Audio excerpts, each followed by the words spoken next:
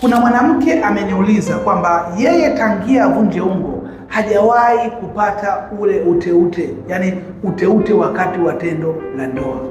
Sasa akaniuliza, je, anaweza kupata ujauzito? Sasa jibu liko hivi, inawezekana na wewe unajiuliza hilo swali. Hakuna uhusiano wowote wakati ya mtu kupata ujauzito na uteute wakati wa tendo la ndoa. Kuna wanawake ambao wao tangia wamevunja ungo hajawahi kupata uteute wakati wa tendo la ndoa. Na uteute unategemea na vitu vingi, kuna maandalizi, lakini pia kuna hormones, mambo mengi ambayo yanasababisha ule uteute utokee au usitokee, lakini hauathiri mwanamke kupata ujauzito.